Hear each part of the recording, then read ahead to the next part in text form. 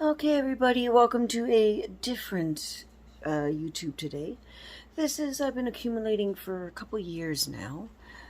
And this is all of Old Nan's stories in the Song of Ice and Fire series. As many of you know, I am a huge fan of the Ice and Fire series. And this is, well, all the stories that are accumulated in every single one of the books, wherever there's mention of an Old Nan story, these are the stories.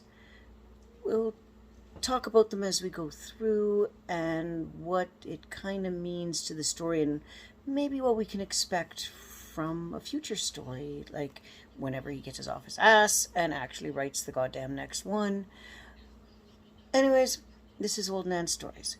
In book 1 of the Ice and Fire series, Game of Thrones, it's in the first chapter of Bran, and this is where he's going to see the execution. He, Bran, remembered that the hearth tales that Old Nan told him. The wildlings were cruel men, she said. Slavers and slayers and thieves. They consorted with giants and ghouls, stole girl children in the dead of night, and drank blood from polished horns, and their women lay with the others in the long night to sire terrible half-human children. In the same chapter, Bran talks to Eddard. He was a wildling, Bran said. They carried off women to sell them to the others. His father smiled. Old Nan has been telling you stories again. In the same chapter, Catelyn talks to Eddard. There are darker things beyond the wall. She glanced at him and he behind her and at the heart tree and the pale bark and red eyes watching, listening, thinking his long, slow thoughts. His smile was gentle. You listen to many of Old Nan's stories. The second Bran's chapter, right before he sees Jaime and Cersei. His father would be the hand of the king, and they were going to live in the Red Castle at the King's Landing, and the castle that the Dragon Lords built. Old Nan said there were ghosts there. The dungeons where terrible things had been done, and dragons' heads on the wall. Same chapter further on. Old Nan told him a story about a bad little boy who climbed too high and was struck down by lightning, and how afterwards the crows came and pecked out his eyes. Now, let's go back to the top part of this. In this, a lot of Nan's stories, what you'll find are, well, her telling stories of the others. And so far, what we know of the others is kind of pretty much what Old Nan says. Well, except with consorting with the giants, consorting with, humans and smaller people. We don't know if that is true just yet. We'll have to wait for Winds of Winter and A Dream of Spring. But it seems a lot of them deal, so far anyways, with the, how do you say, the old and the long night, and really trying to bring out what the long night was about. And as well, I'm not even going to use the example of a TV show because, after season 4, it went totally out to fuck. Anyways, so yeah, that's just for the first one. And then the second one, when they really opened up about the dungeons in King's Landing, we're seeing in the new series, and while in the book that it's based on, Fire and Blood, this is true. And when you think about it, when after the Targaryens lost and Robert took over, he kind of moved all the skulls downstairs in the crypt, and it is known and documented in the books that the skulls did litter at one point the halls of dragons of the Red Keep. Anyways, let's continue on. This is in the 4th Bran chapter, again, still same book, first book, Game of Thrones, where he's paralyzed. It was just a lie, he said bitterly, remembering the crow from his dream. I can't fly. I can't even run. Crows are liars, old Nan agreed, from the chair where she sat doing her needlework. I know a story about a crow. I hate your stupid stories. The old woman smiled at him toothlessly. My stories? No, my little lord, not mine. The stories are before me and after me, before you too. A little bit later on in that same-ish area of the chapter, I know a story about a boy who hated stories, old Nan said. Then old Nan goes on, I could tell you the story about Bran the Builder. That was always your favorite. Thousands and thousands of years ago, Bran the Builder had raised Winterfell. Some said the wall. Bran knew the story, but it had never been his favorite. Maybe one of the other Brandons had liked the story. Sometimes Nan would talk to him as if he were her Brandon, the baby she had nursed all those years ago. And sometimes she confused him with Uncle Brandon, who was killed by the Mad King before Bran was even born. She had lived so long, Mother had told him once, that all Brandon Starks had become one person in her head. With that alone, we learn a lot about old Nan, the fact she is old. It never says exactly how old, so we don't know if she was around. We do know she was around at the time of the Mad King. But before that, how long, we don't know. We don't know if, she's a special person. But the big thing out of this one, what we get to help us fill in the bits and pieces of the story, is the fact that there was a Bran the Builder. For one, we knew this. But he's the one who helped put the magic in the wall. So, right there, when we learn about Bran's green seeing and seeing the future, past, and present, is he seeing himself? Is he, Brandon himself, controlling all the narrative? Because we know he can jump into other people. That's been established in the books. But was it him that built the wall all those years ago to protect the world, if you will, from the White Walkers? I have my own theory about the White Walkers that I will share at another time. Anyway, let's continue on. That's not my favorite, he said. My favorites are the scary ones.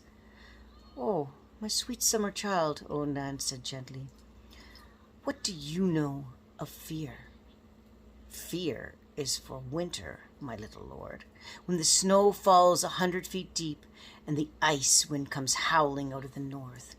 Fear is for the long night, when the sun hides the faces of years at a time and little children are born and live and die, all in darkness, while the dire wolves grow gauntly and hungry, and the White Walkers move through the woods.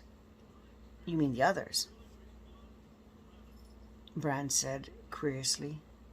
The others, old Nan agreed. Thousands and thousands of years ago, a winter fell that was cold and hard and endless beyond all memory of man. There came a night that lasted a generation, and kings shivered and died in their castles, even the swineherds in their hovels. Women smothered their children rather than see them starve, and cried and felt their tears freeze on their cheeks. Her voice and her needles fell silent. And she glanced up at Bran with pale, filmy eyes and asked, "So, child, is this the sort of story you like?" "Well," Bran said, "yes, only..." Old Nan nodded. In that darkness, the others came for the first time. Here we do get a sense she is either past and it's going to happen again in the future, or seeing the future. Again, we get the sense in this that the long night is going to happen, as well as has happened. Because as you know, in the Song of Ice and Fire, it is a circle.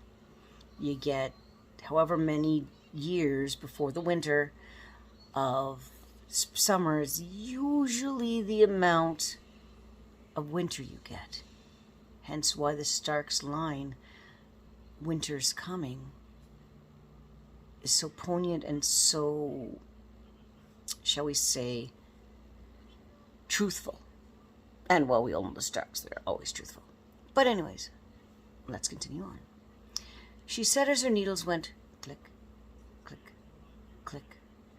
There were cold things, dead things, that hated iron and fire and the touch of the sun, and every creature with hot blood in his veins. They swept over holdfasts and cities and kingdoms, felled heroes and armies by the score, riding their pale dead horses, leading hosts of the slain. All the sorts of men could not stay their advance, and even maidens and suckling babes found no pity in them. They hunted the maids through the frozen forests and fed their dead servants on the flesh of human children. Her voice had dropped very low, almost to a whisper, and Bran found himself leaning forward to listen. Now, these were the days before the Andals came, and long before women filled across the narrow sea from the cities of Rohan, and hundreds of kingdoms, and those were the kingdoms of the first men, who have taken these lands from the children of the forest. Yet, here and there, in the fastnesses of the woods, the children still live in their wooden cities and hollowed hills, and the faces in the trees kept watch.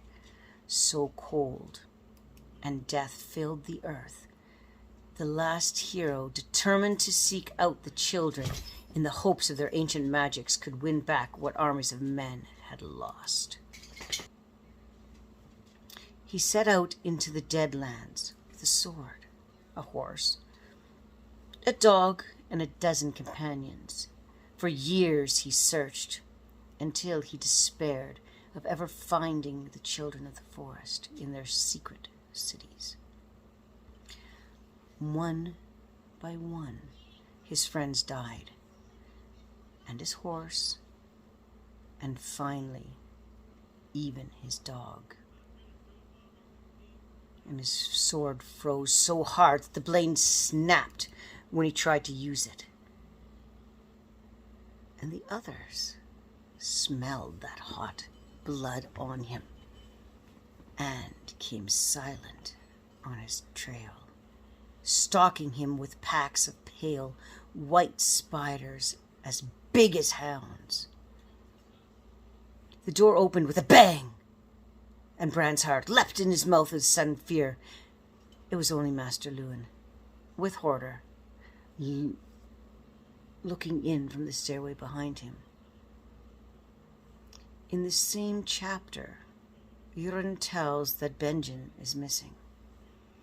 All Bran could think of was old Nan's story of the others and the last hero, hounded through the white woods by dead men and spiders big as hounds. He was afraid for the moment, until he remembered how the story ended. "The children will help him," he blurted out. "The children of the forest!" Now, this is same book in the 5th Eddard's chapter. Dark wings, dark words. Ned murmured. It was a proverb old Nan had taught him as a boy. The 3rd Arya's chapter. Huge stones had been set into carvings, walls, and steps, circling down and down, dark in the steps, to the hell that old Nan used to tell him of. Same chapter.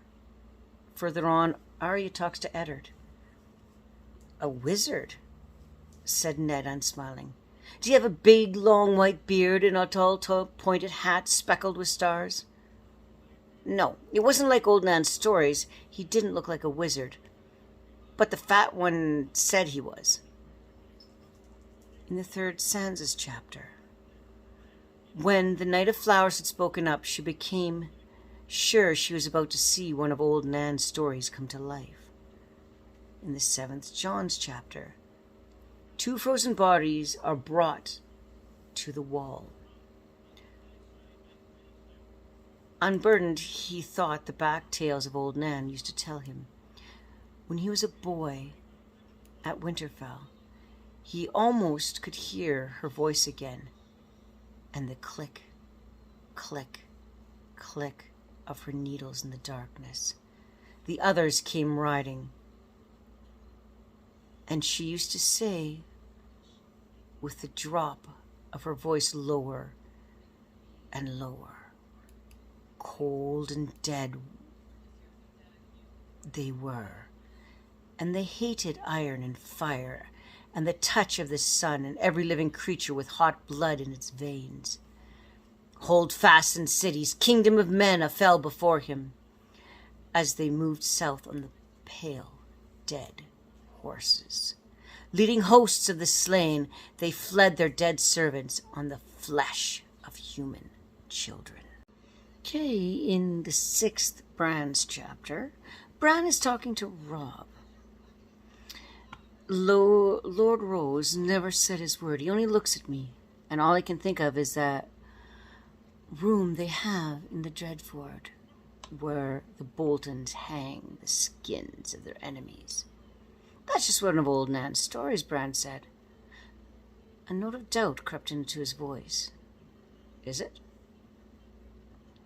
The 5th Arya chapter. Old Nan used to tell stories of 2 boys who stowed away on trading galleys and sailed off into all kinds of adventures. The 7th Bran chapter. There was a knight who once couldn't see, Bran said stubbornly, as Sir Roderick went below. Old Nan told me about him. He had a long staff with blades on both ends that he could spin it in his hands and chop 2 men at once. Sermon star-eyed, Lewin said, and he marked the numbers in book. When he lost his eyes, he's put the star sapphires in the empty sockets, or so the singers claim. Bran, that is only a story, like the tales of Fiona the Fool and a fable from the Age of Heroes. In the same chapter, later on, when they're in the crypts, he looked at the passing faces and tales came back to him. The Mazer had told him the stories the old Nan had made him come alive. That one is Jon Stark. When the Sea Riders landed in the east, he drove them out and built a castle at White Harbor. His son was Rickard Stark, not my father's father, but another Rickard. He took the neck away in the Marsh King and married his daughter. Theon Stark, the real thin one with the long hair and skinny beard, they called him the Hungry Wolf. Because he was always at war. That's a Brandon, the tall one with the dreamy face. He was Brandon the shipwright, because he loved the sea. His tomb is empty. He tried to sail west across the sunset sea and was never seen again. His son was Brandon the Burner, because he put the torch to all his father's ships in grief. There's Roderick Stark, who won Bear Island in a wrestling match and gave it to the Mormonts. Then there's Theoden Stark, king who knelt. He was the last king in the north, and the first lord of Winterfell. After he yielded to Argon the Conqueror, there he carried salt, he fought the prince with Aemon once. Then the Dragon Knight said he'd never faced a finer swordsman. They're almost at the end now, and Bran felt sadness creeping over him. And there's my grandfather, Lord Rickard, who was beheaded by the mad King Aerys, and his daughter Lyanna, the son of Brandon, are in the tombs beside him. Not me, another Brandon, my father's brother. They're not supposed to have statues. That's the only one of the lords and kings. But my father loved them so much, he had them done. In the same chapter further on, Old Nan says the children knew the songs of the trees. They could fly like birds and swim like fish and talk like animals. She said that they made music so beautiful that they made you cry like a little baby just to hear it. And all this they did with magic, Master Luwin said, distracted. I know some of it's not really relevant, wizards and knights and galleys, but I've listed all just in case. Book 2, Clash of the Kings. Bran's chapter 4. Starks had wolf blood. Starks had wolf blood, Old Nan told him so. But was stronger than some in others, she warned. Chapter 6, Jon. Aeon the Monstrous. Jon knew the name, the prince who thought he was a dragon. It was one of Old Nan's more gruesome tales. His little brother Bran had loved it. Chapter 7, Catelyn.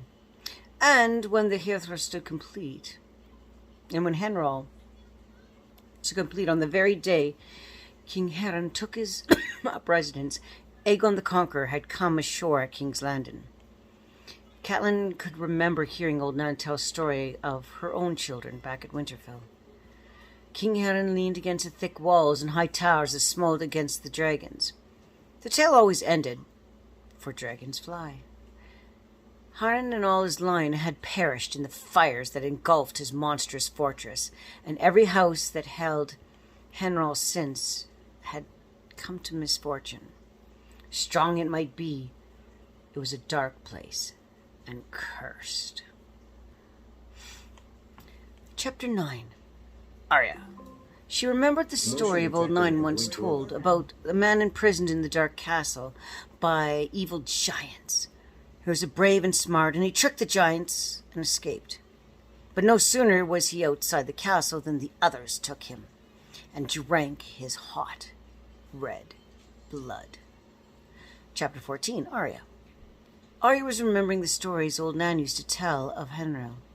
Evil King Harren had locked himself up inside, so Aegon unleashed his dragons and turned the castle into a pyre. Nan said the fiery spirits still haunted the blackened towers. Sometimes, men went to sleep safe in their beds and were found dead in the morning, all burnt up. Chapter 23, Jon. Jon remembered Old Nan's tales of the savage folk who drank blood from human skulls. Same chapter, a little further on. Wildlings have invaded the realm before. Jon had heard tales from Old Nan and Master Luwin, both back at Winterfell.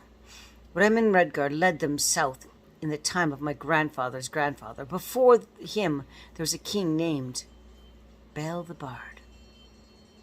Arya, then long before, came to Hornlord and his brothers kings in Grendel and Gorn, and in ancient days, Jormund, who blew the horn of winter and woke the giants from the earth. Each man from them broke his strength on the wall, or it was broken by the power of Winterfell on the far side.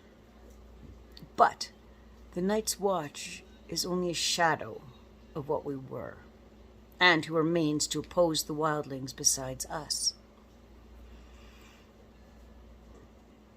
Chapter 26, Arya.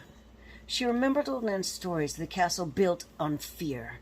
Heron the Black had mixed human blood in the mortar. Nan used to say, dropping her voice so that the children would need to lean in close to hear. But Aegon's dragon had roasted Heron and all his sons within the great walls of stone. Chapter 30, Arya. Old Nan used to tell of the giants who lived beyond the wall. A lot of what we know so far, in the books anyways, come from these little tidbits. Like we learn that there are giants. We learn that there are ice spiders. We learn the wall is magical. And all come from these stories from Old Nan. Let's continue. Chapter 33, Catelyn. Storm's Edge emerged like a dream of stone. Wisps of pale mist raced across the field, flying from the sun on wings of the wind. Morning ghosts, she had heard Old Nan call them once. Spirits returning to their graves. Chapter 35, Bran. Old Nan told scary stories of beastlings and shape-changers sometimes. In the stories, they were always evil. And that is where kind of my theory on the others and what they truly are comes in the fact that I don't think the others are actually evil. Because if you look at it, they are just, I think, another race. Like you have the humans that live south of the wall, the others live north of the wall. Really, in the books, we haven't heard anything that they are evil, just that they have winter, so they may be ice creatures. They speak a different language, of course, than the rest, but, so does Dorne. So, are they really evil, or is just this what Martin wants to trick us into believing until we find out later that it's actually man that's the truly evil? Anyways, enough of that theory. Chapter 46, Bran. Thorin Square was under attack by some monstrous war chief named Dagmar Clefdal. Old Nan said he couldn't be killed, that once the foe had cut off his head with 2 axes, but Dagmar was so fierce he just pushed the 2 halves back together and held them until they healed up. Chapter 47, Arya. Old Nan's stories were about men who were given magic wishes by a Grumpkin. You had to be especially careful with the 3rd wish, because it was the last. Chapter 64, Arya. I just fly away, fly up past the moon and the shining stars to see all the things in Old Man's stories. Dragons and sea monsters, and the Titan of Braavos. Now we're into the 3rd book. Book 3, Storm of Swords. Jon, page 142. Old Nan's stories were giants, outsized men who lived in the colossal castles, fought with huge swords, and walked about in boots of a boy who could hide in. Same chapter further on. Old Nan used to tell stories about knights and their ladies who would sleep in their single bed with a blade between them for honor's sake. Bran, page 232. These people, Bran told her, the Umbers, are most of the east of King's Road, and they graze their sheep on high meadows in the summer. There are walls to the west and mountains along the Bay of Ice, and Herkes back and behind the hills, and knots and ladles and norns, and some flints up there in the high places. His father's mother's mother had been in the flint of the mountain. Old Nan once said that it was her blood in him that made Bran such a fool for climbing before his fall. She had died years and years before he was born, though even before his father had been born. In the same chapter further on, Mira is telling the story of the Knight of the Laughing Tree. Maybe he came from the Isle of Faces, said Bran. Was he green? In Old Nan's stories, the Guardians had dark green skin and leaves instead of hair. Sometimes they had antlers too, but Bran didn't see how the Mystery Knight could have worn a helmet if he had antlers. I bet the old gods sent him. Bran, page 377. They were afraid of wildlings, said Bran. Wildlings come over the wall or through the mountains to raid and steal and carry off women. If they catch you, they make your skull into a cup and drink blood. Old Nan used to say the Night's Watch isn't so strong as it was in Brandon's day, or Queen Elsine's, so more got through. Same chapter, further on. There's a curseway, a stone causeway, hidden under the water.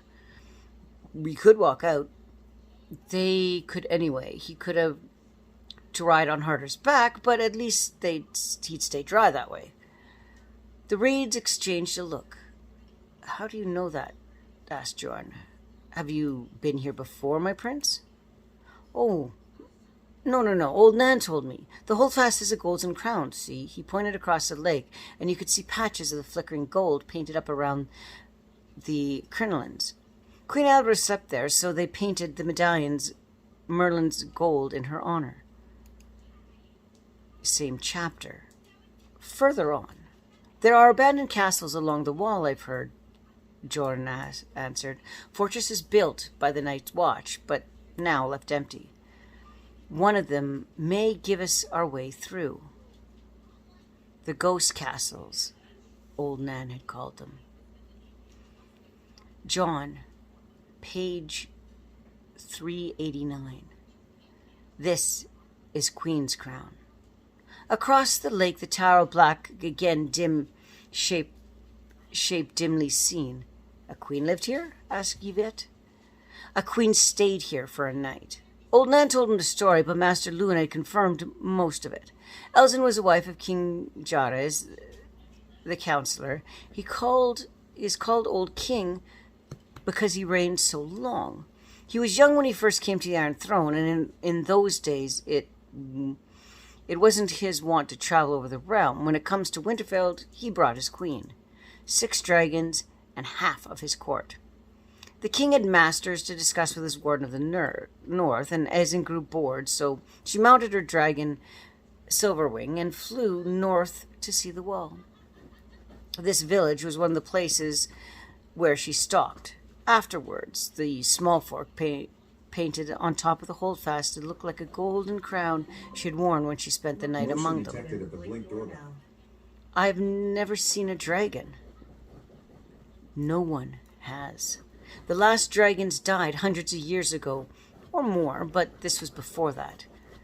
Queen Azine, you say? Good Queen Azine, they called her later. One of the castles on the wall was named after her as well, Queensgate.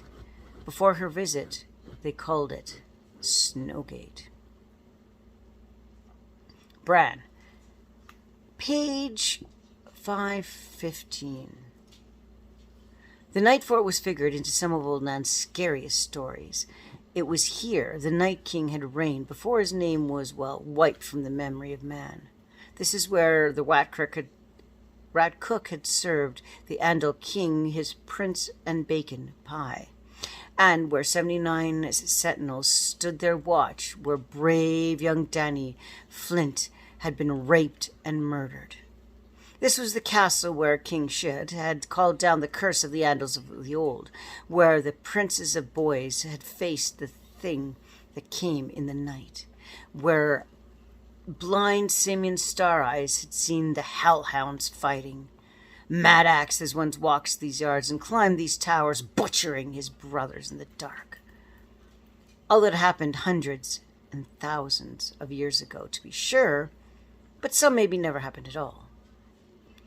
The same chapter further on. The wall could look like stone, all gray and pitted, but the clouds would break and the sun would hit it differently, and all at once it would transform and stand there white and blue glinting. It was the end of the world, Old Nan always said. On the other side were monsters and giants and ghouls, but they could not pass as long as the wall stood strong.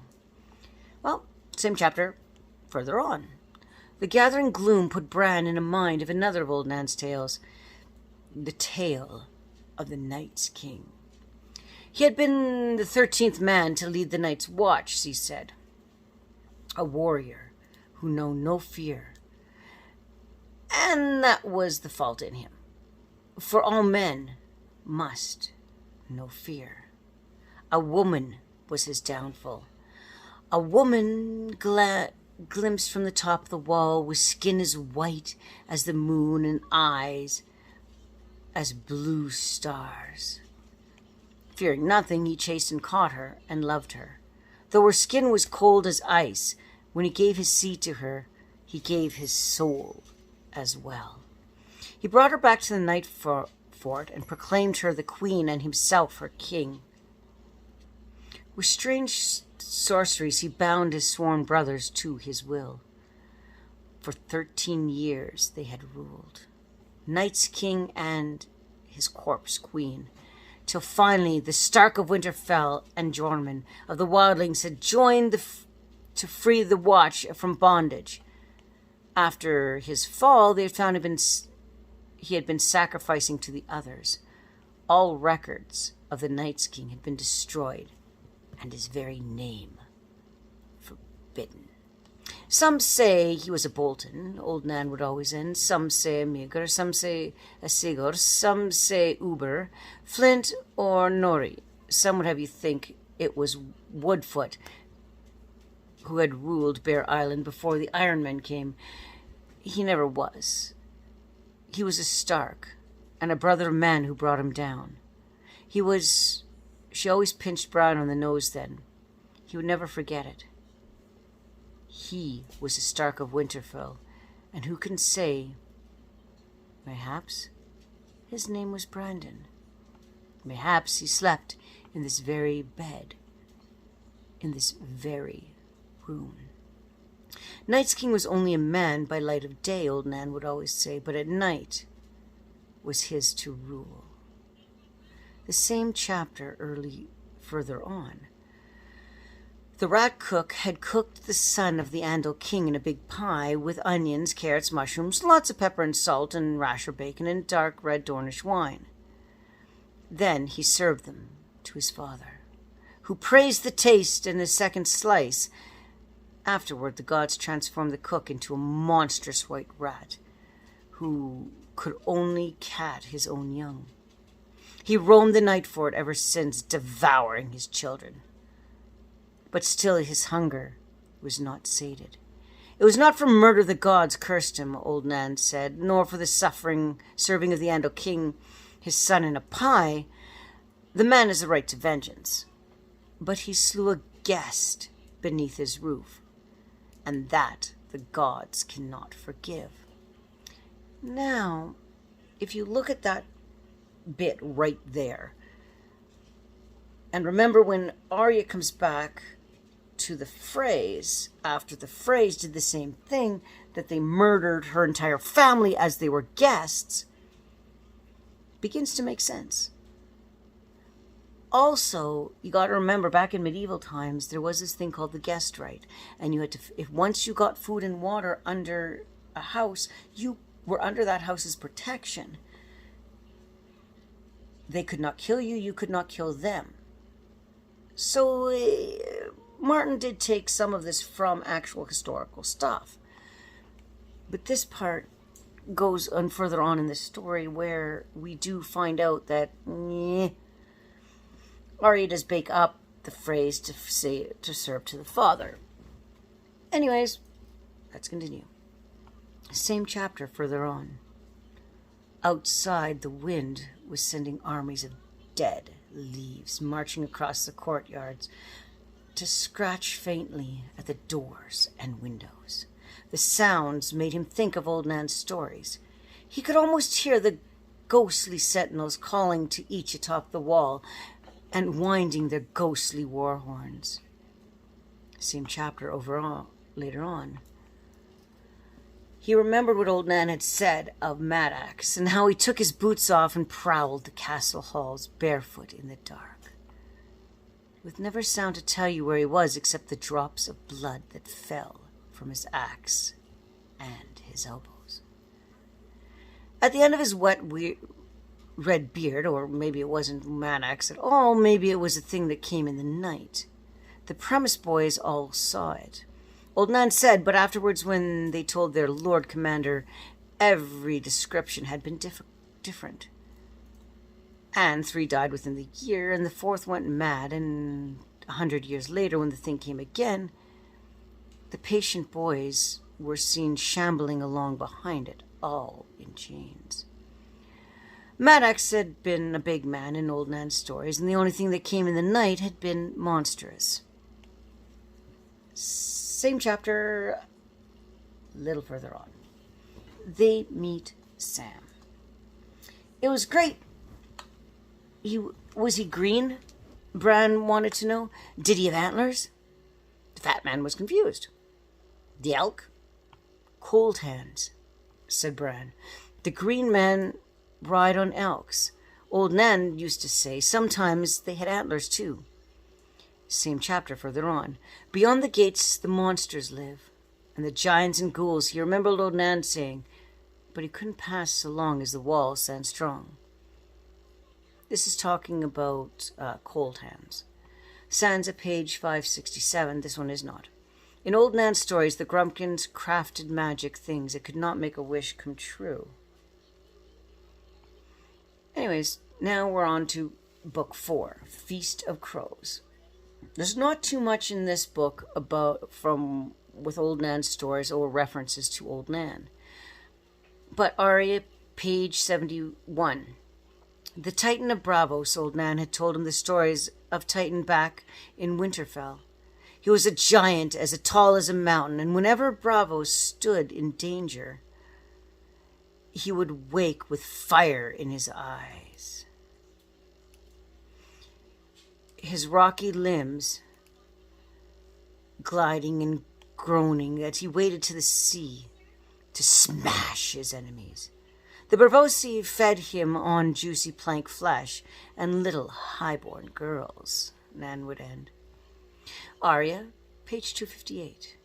She remembered the tale she had heard from old Nan about sometimes during the long winter, men who lived beyond their years would announce that they were going hunting. And their daughters would weep, and their sons would turn their faces into the fire. She could hear old Nan saying, but no one would stop them or ask what game they meant to hunt, with the snows so deep that the cold wind howling. The last book so far that we have, until he gets off his ass and writes Winds of Winter and Dreams of Spring. Bran, page 73. Bran found himself remembering the tales old Nan had told them when he was a babe. Beyond the wall the monsters lives, the giants and ghouls and stalking shadows and the dead walk, she would say, and tucked him in beneath the scratchy woolen blanket. But they cannot pass as long as the wall stands strong, and the men of the Night Watch are true. Bran, page 399. Someone else was in the Raven, he told Lord Braden once. He had returned to his own skin, some girl, I felt her. A woman of those who sang the song of the earth, his teacher said, long dead, yet part of her remains, just as part of you remain in summer if your boy's flesh were to die upon the morrow. A shadow on the soul. She will not harm you. Do all birds have singers in them? All, Lord Braden said.